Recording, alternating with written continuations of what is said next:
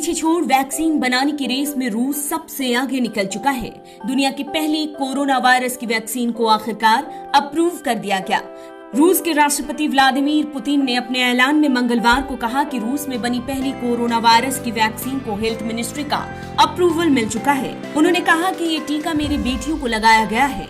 Putin ने ये भी कहा कि दोनों ही बेटी अच्छा महसूस कर रही हैं। साथ ही इस कोरोना वैक्सीन का कोई साइड इफेक्ट भी नहीं है। अब जब रूस इस वैक्सीन को लेकर लगातार दावा कर रहा है कि ये वैक्सीन कोरोना के खिलाफ इम्यूनिटी बढ़ाएगा, तो ऐसे में सवाल ये उठता है कि आखिर ये वैक्सीन किस किस को दी जाएगी, क्योंकि एक बात तो तय है कि रूस एक ही बार में कोरोना वैक्सीन की काफी ज्यादा डोज नहीं जमा करेगा। ऐसे में इस वैक्सीन का डिस्ट्रीब्यूशन कैसे किया जाएगा और किस किस तक ये वैक्सीन पहुंचाई जाएगी, आइए इन सवालों के जवाब तलाशते हैं। लेकिन उससे पहले अगर आपने चैनल सब्सक्राइब नहीं किया है तो चैनल सब्सक्राइब कर लें, बेल आइकॉन दबाना बिल्कुल न भूलें। वीडियो पसंद आए तो लाइक करें, कमेंट करें और शेयर करें। रूस के स्वास्थ्य मंत्री मिखाइल मुराशको की माने तो हेल्थ वर्कर्स को इस महीने से इस वैक्सीन को देने की शुरुआत की जा सकती है। रूस में फ्रंट लाइन में खड़े हेल्थ वर्कर्स को सबसे पहले कोरोना का टीका लगाया जाएगा। फिर नंबर आता है सीनियर सिटीजन्स की, जब उन्हें ये वैक्सीन दी जाएगी। हालांकि वैक्सीन की लिमिटेड डोज तो तैयार कर ली गई है, साथ ही इन्हें रेगुलेटरी अप्रूवल भी मिल चुका है। ऐसे में वैक्सीन का अब इंडस्ट्रियल प्रोडक्शन सितंबर महीने से ही शुरू किया जा सकता है। रूस की तरफ से कहा गया कि देश में टीका लगाने की अक्टूबर महीने से शुरुआत की जा सकती है।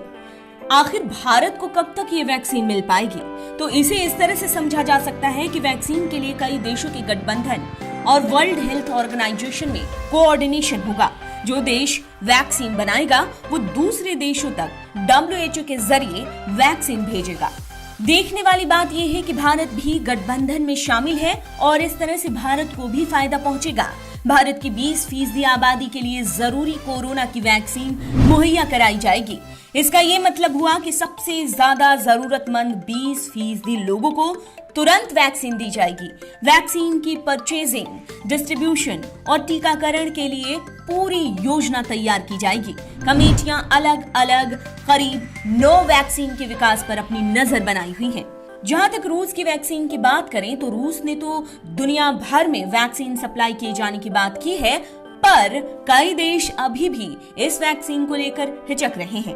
पश्चिमी देशों के साथ ही WHO ने चिंता जाहिर की है कि बिना पर्याप्त डेटा के वैक्सीन सप्लाई करना सही नहीं रहेगा।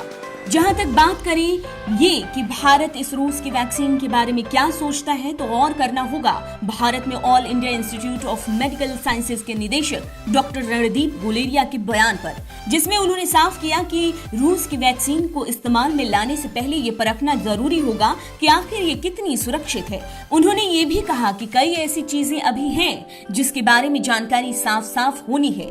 आपको बता दें कि कोरोना टास्क फोर्स के प्रमुख भी हैं डॉक्टर रणदीप गुलेरिया। वैक्सीन को लेकर भारत ने अपने कदम कितने दूर तक बढ़ाए हैं, अगर इसकी बात की जाए तो भारत की 2 कंपनियां कोरोना की वैक्सीन बनाने की रेस में आगे हैं। भारत बायोटेक कंपनी और दूसरी Zydus Cadila. DNA based vaccine Zydus Cadila ने डेवलप की है, जिसे 3 जुलाई को ह्यूमन ट्रायल के लिए अप्रूव कर दिया गया। पहले चरण का ट्रायल कंपनी ने पूरा कर लिया है, तो वहीं अब दूसरे चरण के ट्रायल की तैयारी की जा रही है।